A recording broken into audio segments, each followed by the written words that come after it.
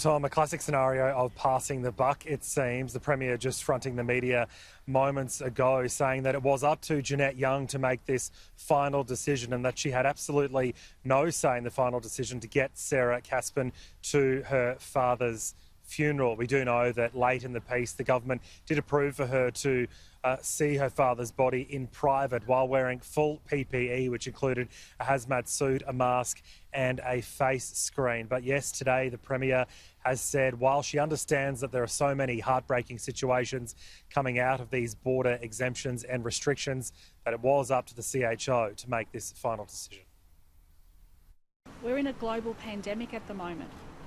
It is tough on everybody. And let me make it very clear, I don't make those decisions. I said to the Prime Minister I would refer it to the Chief Health Officer, and I did that. No, they're under. It's actually her decision. Under the Act, it's her decision.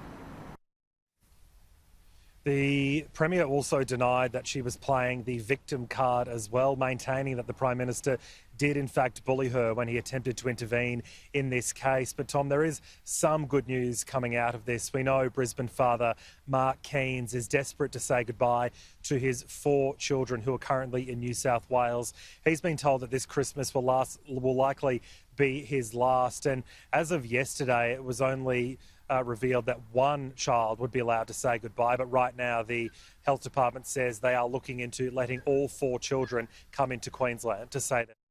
There's very active discussion with both the family and Mark Keynes, and that's ongoing. Certainly trying to find, a solution that is will support both Mark and his family in moving forward. I'd just like to say I think we all recognise that these are difficult situations, every one of us, and there are reasons the restrictions are in place, and I think we've all seen the good outcome of that.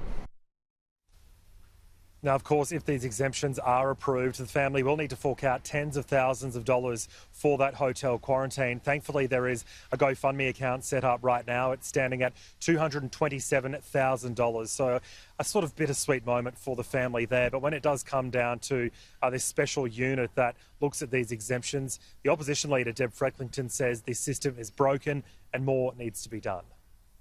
When you've got one rule for the rich here in Queensland, but another rule for other people, well then I say enough's enough, and that is not good enough. We need consistency. Why should 400 AFL executives, Tom Hanks, and according to the Premier's own Chief Health Officer saying if someone brings money into this state, they're allowed an exemption, but yet a young family is not allowed to see their dying dad, well then the system is broken and needs fixing. Now, Tom, plenty more of these stories, no doubt, to come. Many are still calling for that nationally consistent approach when it comes to border exemptions. Yeah, indeed. And, well, we'll see what happens. Let's turn to the reaction we've been getting in from the federal government. It's a full court press, essentially, on criticism over this policy. We'll go to our political reporter, Trudy McIntosh. Interesting, some people are noting you didn't expect to hear federal government, coalition MPs all at an attack over a tough border policy.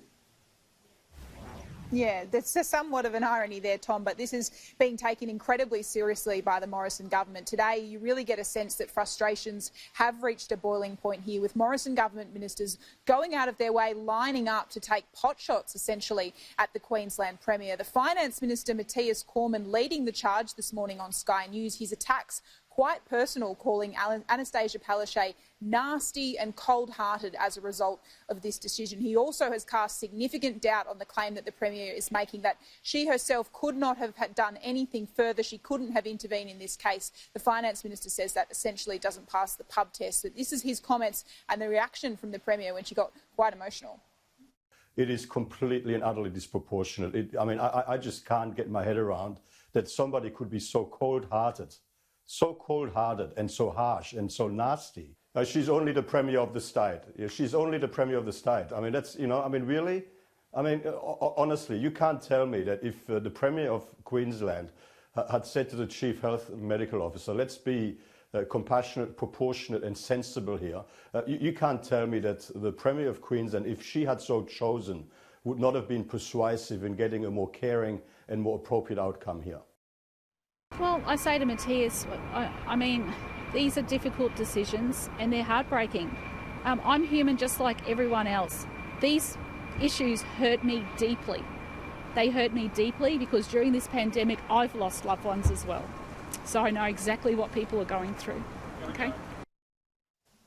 It's not just Liberals who have been making this case today. National Senator Bridget McKenzie echoing what we have heard from the National Party for some time, that they do not believe there should be this blanket approach when it comes to border bans, that rural areas that don't have any active COVID cases shouldn't be disadvantaged because there is active COVID cases, for example, in Sydney. Today, Bridget McKenzie firing up, but also making the claim that what we're seeing, not just in Queensland, but other states with hard borders, essentially could fracture the Federation.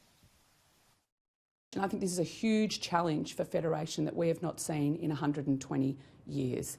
You know, where we opened up as a country, we came together as Australians, we compete on the international sporting scene as Australians, we go to war as Australians, and here we're splintering into separate identities, and I just think it's un-Australian.